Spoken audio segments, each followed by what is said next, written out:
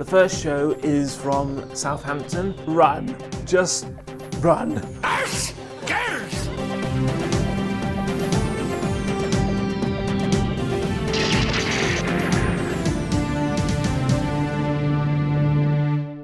Hello everyone, it is I, Mark S.W, and welcome to the fourth and final part of the series where I talk about 5 of my favourite comedy shows from certain decades. In the final chapter, I shall be talking about my favourite comedy shows between 2000 and 2019. Before I begin, you guys know the drill by now. Give this video a like, subscribe to my channel, and hit the notification bell so you know when I upload a new video. And once again, spoiler alerts, can only do screenshots if YouTube allows me to. So the first comedy is an American comedy, The Big Bang Theory. It's actually the longest running American comedy series. The series is about a friendship group that live in Pasadena in California. It starts off with 4 people and then it goes to 7. 5 of them are scientists. Sheldon, a theoretical physicist, Leonard, an experimental physicist, Raj, an astrophysicist, Bernadette, a microbiologist, and Amy, a neurobiologist. As for the other 2, Howard is an engineer and later he becomes an astronaut. And finally there's Penny. She used to be a waitress at a restaurant called the Cheesecake Factory and she wanted to be an actress, but she gives up that passion and becomes a pharmaceutical sales representative. At first, many people used to think that The Big Bang Theory was just about nerds, because the 4 guys, they like reading comic books, they collect memorabilia, and the girls, they're not into that kind of stuff. But they do like Game of Thrones, mainly because it's a fantasy series and it has sex. But many people say, no, it's not a series all about nerds, it's about extraordinary people, and I agree. The series has been so popular that it's had many special guest stars like Will Wheaton, William Shatner, James L. Jones, and Stan Lee. An interesting fact about the series, throughout it, we pick up hints and clues that Sheldon has autism, just like me. However, he is not the best autistic character to represent autism, if you know what I mean. Sheldon is arrogant, rude, selfish, and because he's so smart, he likes to boast that he's smarter than everyone else. Sometimes he'll act like an immature child who really needs to grow up, and sometimes he'll act like a horrible dictator so he can get whatever he likes because he doesn't like changes. It's only in the last episode that he finally realizes that he's been a selfish bastard. But there are some episodes where Sheldon's heart is in the right place, like there's one where he's giving cats to children along with $20. You need to watch it to understand, but that's one of the nicest things Sheldon has ever done. So now we'll move on to the second favourite comedy from the noughties and the tens, which is Miranda, starring Miranda Hart. So it's a comedy where the main star uses their real name. Miranda is an unorthodox woman, that's the polite way to describe it.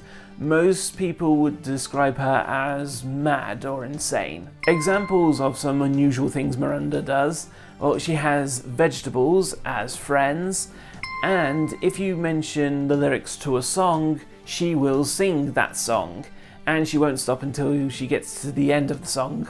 Because of this, she gets into unusual and difficult situations. Despite running a joke shop with her best friend Stevie, her mother sees her as a disappointment. She wants Miranda to get a real job, but more importantly, she wants Miranda to get married. Who to, it doesn't matter, just as long as she gets married. Both Miranda's mother and her friend Tilly, they're both sort of high-class people and they go to parties that are held by aristocrats and they're all posh. Miranda doesn't like those kind of situations. She always struggles with them. Miranda does have a huge crush on Gary, a chef who works at a restaurant next door to her shop. Do they get married? You'll have to watch and find out. I'm saying nothing. To be honest, this is a comedy that my mum really likes. She definitely enjoys Miranda.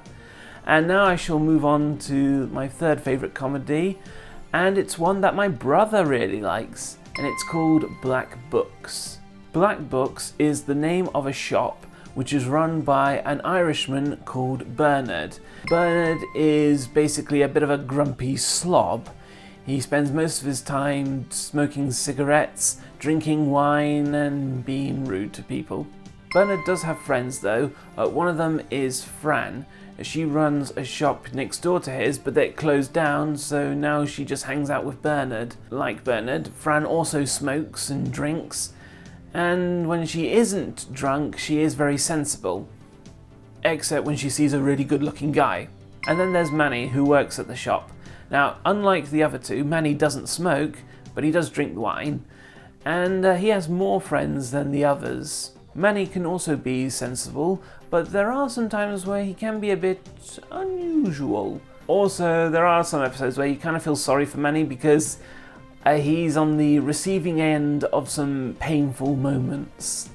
Ouch. So like I said, this is a comedy that my brother likes. I think it's because I think most of it is kind of like a wordy type comedy series, and that's what he likes. So on to my fourth favourite comedy from the noughties and tens, and it's the IT Crowd. This takes place at Renham Industries, a big high business in a big high building. That's the best way to describe it. It used to be run by a man called Denham, but when he has to get out of some legal problems, he jumps out of a window. So now Renham Industries is run by his son, Douglas, who is a bit of a sexaholic. I suppose that's the best way to describe it. But the main stars of the IT Crowd are the three people who work in the IT department. There's Roy, like Bernard from Black Books, he's Irish and a slob. Despite having lots of girlfriends, there are one or two times where he can be a little bit disgusting. Then there's Moss, he's one of my favourite characters. He too is autistic, but unlike Sheldon, he's not rude. He's much smarter, and he's also a genius. And then there's Jen, she's the head of the IT department. The only thing is though, Jen knows nothing about computers. She doesn't even know what IT stands for.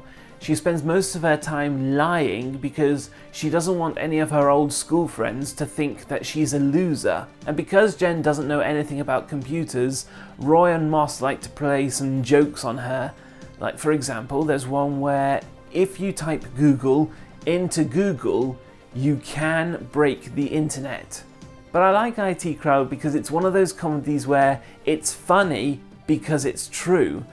So for example, when they have to help someone fixing their computer, they would go, "Hello IT, have you tried turning it off and on again?" Which is true, you have to turn it off and on again in order to fix it. So do check out IT Crowd. And finally, my fifth favourite comedy from the noughties and the tens, Upstart Crow, which is all about the life of William Shakespeare. The series premiered in 2016 as part of the 400th anniversary of Shakespeare's death, and the name Upstart Crow was a critic given to him by his rival Robert Greene. Because Shakespeare was born in the country and didn't go to university, Robert Greene believes that he has no right to be a successful playwright. Greene would do anything to make sure that his own play, Bucket and Bogey, Bacon and Bungay, whatever, is performed and not one of Shakespeare's plays. So throughout the series, we see how Shakespeare got his inspiration to write some of his plays, and he gets help from his friend Kate. She is the daughter of the landlady who looks after the apartment that Will uses when he's staying in London. There are 3 series of Upstart Crow and 3 Christmas specials.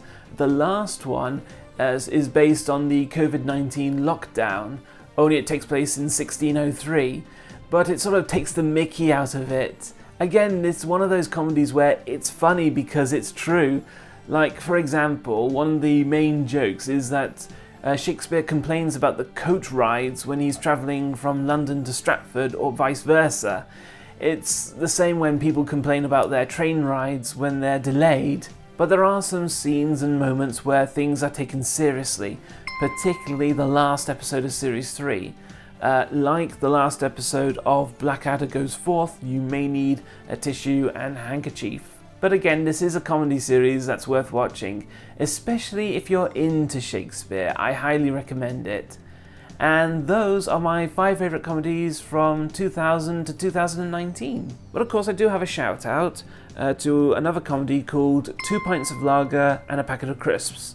This used to be shown on BBC Two, but then it moved to BBC Three, and there were some other comedies, I think made by the same people who did the series. I think it was Grown Ups and Coming of Age. I think those 3 comedies are meant to be like a modern day version of Bottom, only there's no violence and all their jokes are related to sex. Personally, I prefer Bottom, and that's the comedy series, not Bottom as in, you know what I mean. Also, here's one more fun fact to share with you guys. A lot of the comedies I've mentioned throughout this series, so Upstart Crow, Blackadder, The Young Ones, a lot of them were written by a man called Ben Elton. So he's a very good writer. It's worth checking out comedy shows that were made by him. I know that you can do short videos on YouTube, so I might do one short video where I list my favourite 20 comedy shows in order, put them in rank order. But I hope you guys have enjoyed watching all 4 videos about comedy shows. If you have, then do give this video a thumbs up, and don't forget to subscribe and hit the notification bell. And if you have a comedy show that I may not have heard of, then do put it in the comments below and I'll take a look at it. Thanks again for watching, guys. Do check out the comedy shows that I've listed, and I'll see you next time. Over and out.